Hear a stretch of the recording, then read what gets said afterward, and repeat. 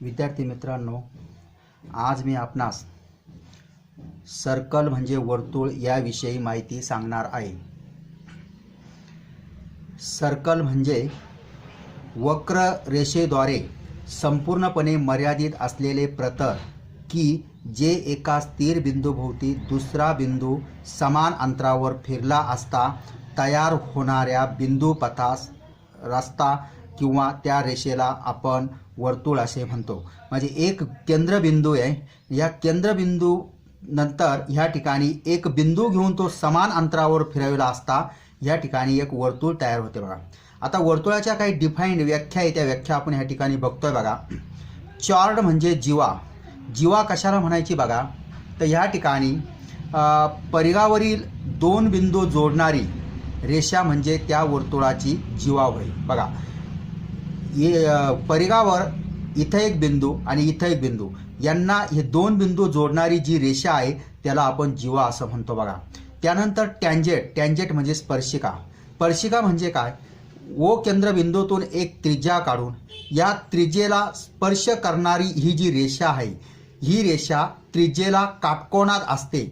म्हणजेच ही त्रिज्या या परिघावर ज्या बिंदूमध्ये आहे त्या बिंदूतून जाणारी ही स्पर्शिका म्हणजेच याला आपण या ठिकाणी टँजेंट असं म्हणतो। बघा, त्यानंतर क्वाड्रंट, क्वाड्रंट म्हणजे चरण, चरण कशाला म्हणायचं बघा, केंद्रबिंदूपासून दोन त्रिज्या काटकोनात घेतल्यानंतर एक काटकोन तयार होतो। बघा, त्रिज्या ही एक त्रिज्या आणि ही एक त्रिज्या, या दोन त्रिज्या मिळून हा काटकोन तयार होतो, याला क्वाड्रंट असं म्हणायचं। बघा, त्यानंतर रेडियस, रेडियस म्हणजे त्रिज्या, केंद्रबिंदूपासून परिघापर्यंत कोणताही एक बिंदू, परिघावरील कोणताही एक बिंदू जोडणारी रेषा म्हणजे त्या वर्तुळाची त्रिज्या होय।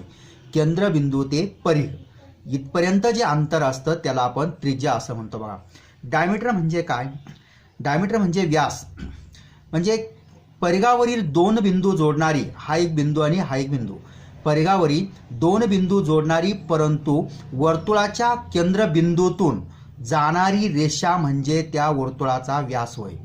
सर्कम्फरन्स म्हणजे परिघ, परिघ म्हणजे काय, ओ या केंद्रबिंदू भोवती ही जी समान अंतरावर जी रेषा काढलेली आहे या रेषेला आपण त्या वर्तुळाचा परिघ असं म्हणतो। बघा, परिघ म्हणजे त्या ठिकाणी वर्तुळाची एक लांबी असते त्याला आपण परिघ असं म्हणतो। बघा, त्यानंतर सेगमेंट म्हणजे वर्तुळखंड, वर्तुळखंड म्हणजे काय, ज्यावेळेस आपण वर्तुळाचे दोन भाग करतो, मग एक भाग समजा इथून तर एवढा असेल, दुसरा भाग इथून एवढा असेल, तर याला आपण सेगमेंट म्हणतो, म्हणजे खंड केला, वर्तुळाचा खंड केला असं म्हणतो। बघा, इथून तर एवढं जे अंतर असतं याला आपण सेगमेंट असं म्हणतो।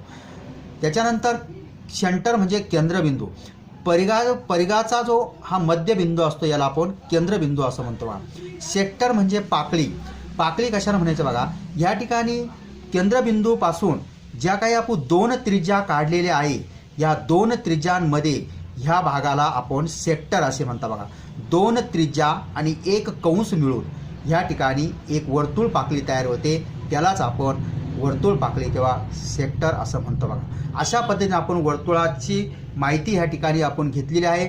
आर्क म्हणजे काय बघा, आर्क कशाला म्हणायचं, तर परिघावरील दोन बिंदू, बघा दोन बिंदू जर आपण रेषेच्या साहाय्याने या ठिकाणी जर जोडले तर याला आपण आर्क असं म्हणतो। बघा, म्हणजे परिघावरील दोन बिंदू मधलं जे अंतर आहे त्याला आपण कंस किंवा आर्क असं म्हणतो। बघा, आता या ठिकाणी बघा मी 11वा आकडा इथं बघा, आर्क आहे, हा आर्क म्हणजे कंस, कंस म्हणजे आपण ही माहिती या ठिकाणी घेतलेली आहे। आता आपण वर्तुळ, सर्कल म्हणजे वर्तुळ याविषयी आपण माहिती बघत आहे। बघा, आता मला या ठिकाणी बघा वर्तुळ दाखवलेलं आहे एक, आपण या वर्तुळामध्ये एक व्यास दाखवलेला आहे। आता या वर्तुळाची पेरिमीटर म्हणजेच या ठिकाणी आपल्याला सर्कम्फरन्स म्हणजेच परिघ काढायचा, पेरिमीटर म्हणजेच यालाच आपण पेरिमीटर किंवा सर्कम्फरन्स असं म्हणतो। बघा, सर्कम्फरन्स म्हणजेच वर्तुळाचा परिघ असं म्हटलेलं आहे। बघा, आणि त्यानंतर सर्कम्फरन्स बरोबर 2 पायार म्हणजेच ह्या परिघाची जी ही लांबी असते ही लांबी जर आपल्याला काढायची असेल तर सूत्र आहे 2 पायार, 2 गुणिले पाय गुणिले आर, आर म्हणजे या वर्तुळाची जी ही त्रिज्या असते या त्रिज्येला आपण आर असं म्हणतो। एवढं अंतर आपण या ठिकाणी टाकत असतो। किंवा पायडी, पायडी याचा अर्थ काय, पाय गुणिले डी म्हणजे ह्या वर्तुळाचा व्यास.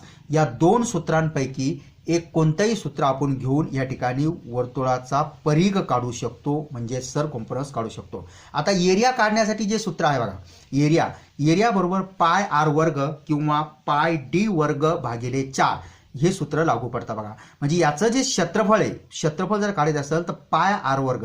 जर तुम्हाला त्रिज्या दिलेली असेल तर तुम्ही हे सूत्र वापरू शकता.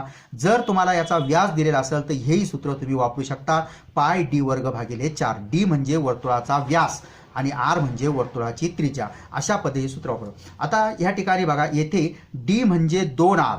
जो वर्तुळाचा व्यास असतो हा व्यास त्रिज्येच्या दुप्पट असतो, म्हणजे त्रिज्या गुणिले 2 बघा. म्हणून 2 गुणिले त्रिज्या एवढं जर घेतलं आपण तर डी म्हणजे एवढं अंतर मिळतं, म्हणजे या त्रिज्येच्या इथून याच्या दुप्पट, म्हणजे असं एवढं अंतर हे डायमीटर असतं.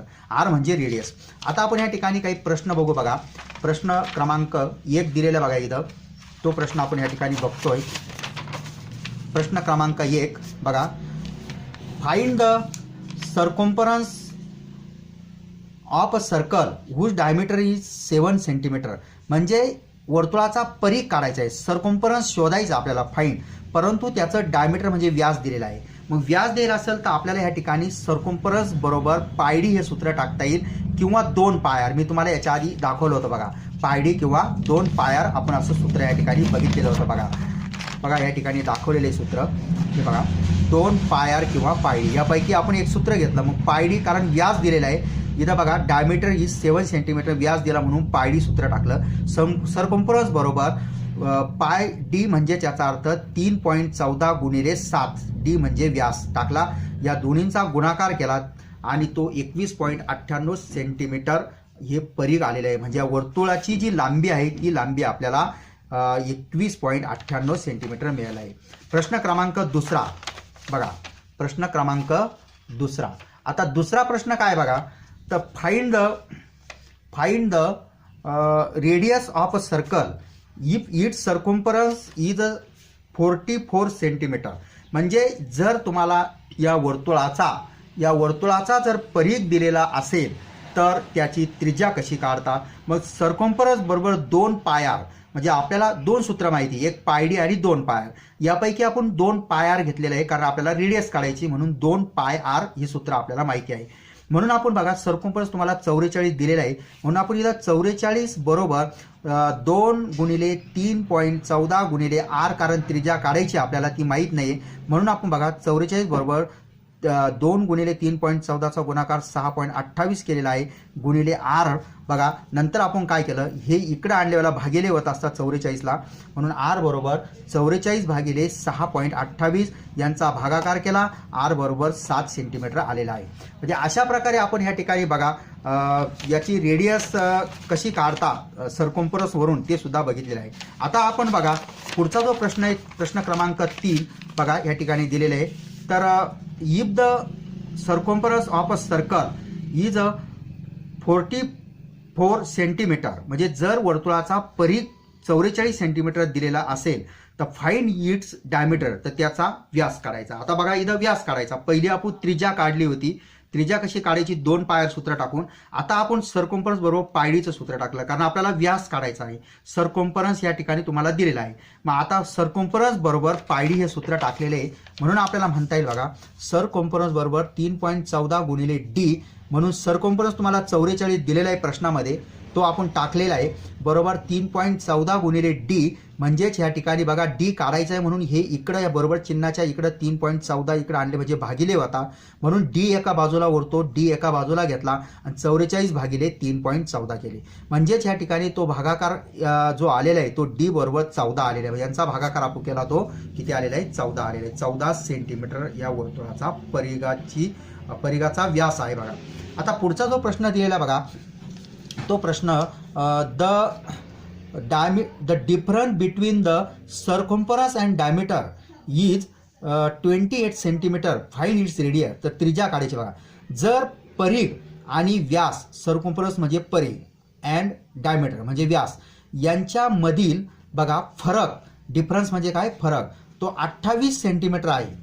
28 सेंटीमीटर फरक या ठिकाणी आहे. म्हणून आपल्याला याची त्रिज्या जर काढायची असेल तर बघा सर्कम्फरन्स म्हणजे परिघ वजा डायमीटर म्हणजे व्यास, म्हणजे यांचा फरक म्हणजेच वजाबाकी करायची बघा.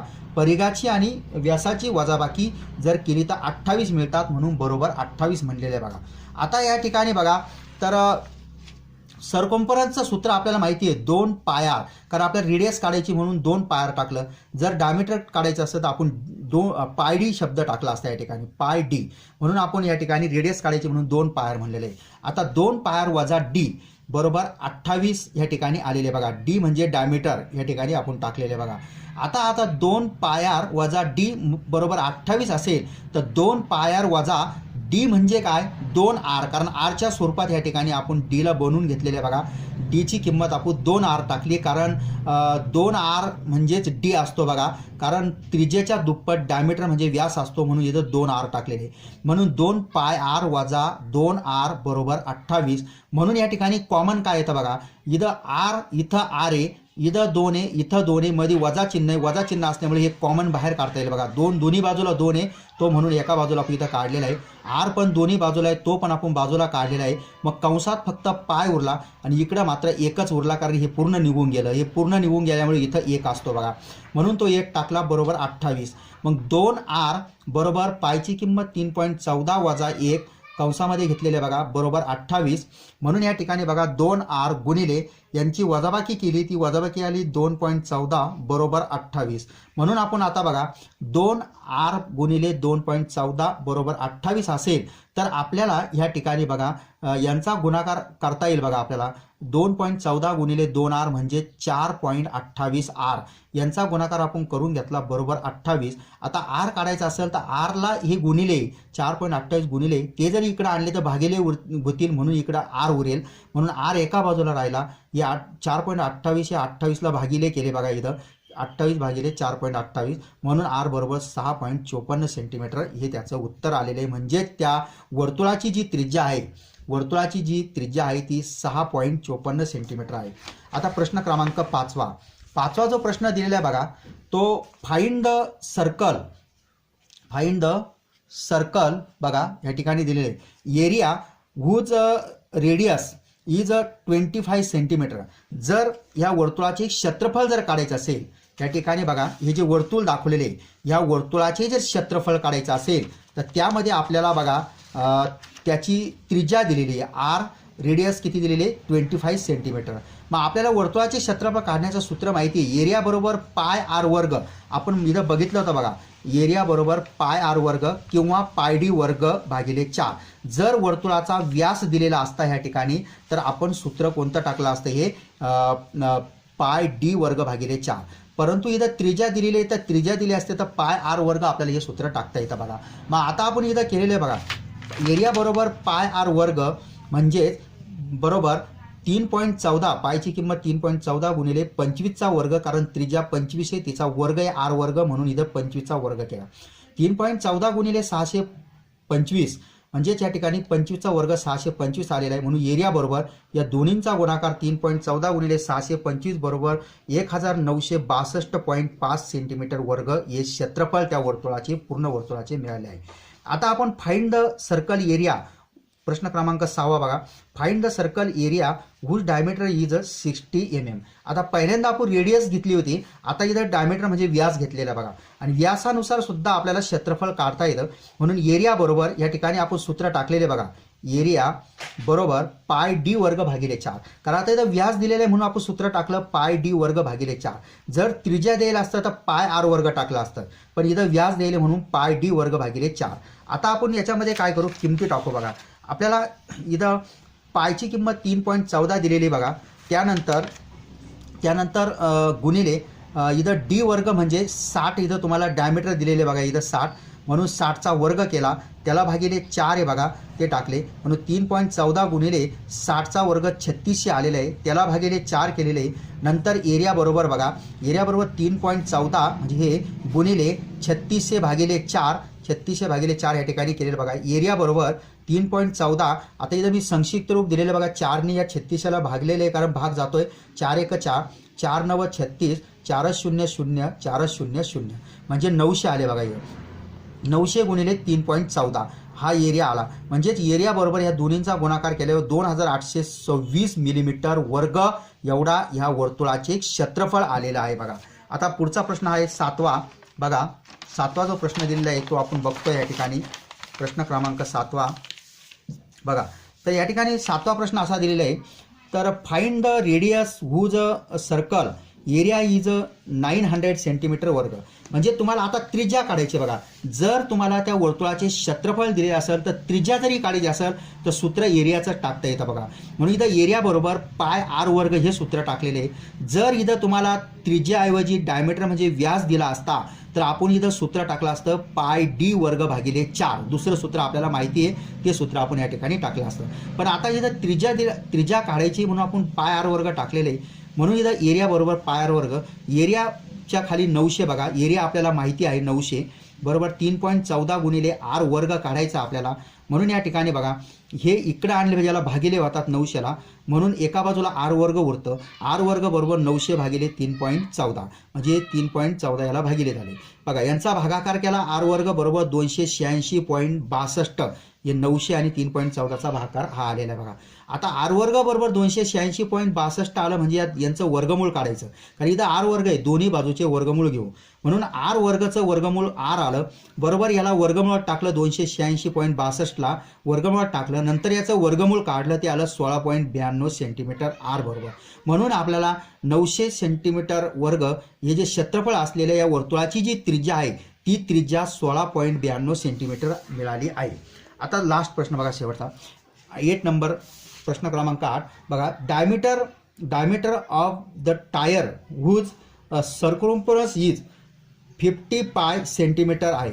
जर समजा बघा या ठिकाणी एका वर्तुळाचा परिघ जर 50 पाय असेल, 50 पाय असेल तर त्या वर्तुळाचा किंवा एका टायरचा सर्कम्फरन्स म्हणजे परिघ, एका टायरचा परिघ हा 50 पाय असेल तर त्या टायरचा व्यास किती असेल म्हणजे टायरचा व्यास काढायचा म्हणजे डायमीटर काढायचं बघा.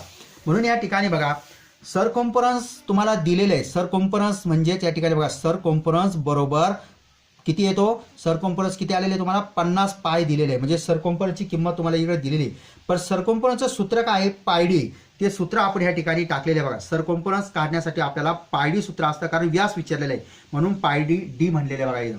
मग आता पायडी बरोबर इकडं त्याचा परिघ आपल्याला माहिती आहे 50 पाय, तो इथं जसा तसा लिहिलेला आहे. म्हणून पायडी बरोबर 50 पाय. आता इथं पाय जर इकडं आणला त्याला भागिले होतो म्हणून पायडी भागिले पाय, पायला पाय कॅन्सल झाला म्हणजे डी इथं उरला. डी बरोबर 50 बघा. म्हणून डी बरोबर 50 सेंटीमीटर म्हणजेच त्या टायरचा जो व्यास आहे तो व्यास 50 सेंटीमीटर आहे. अशा प्रकारे या ठिकाणी आपण आज वर्तुळ विषयी माहिती पूर्ण घेतलेली आहे. त्याच्या डिफाईन्स म्हणजे व्याख्यासुद्धा आपण या ठिकाणी बघितलेला आहे. त्याच्यावरून आपल्याला क्षेत्रफळ कसे काढायचे, त्याचा परिघ कसा काढायचा याविषयी आपण या ठिकाणी पूर्ण माहिती घेतलेली आहे. माझा व्हिडिओ या ठिकाणी समाप्त झालेला आहे. धन्यवाद मित्र.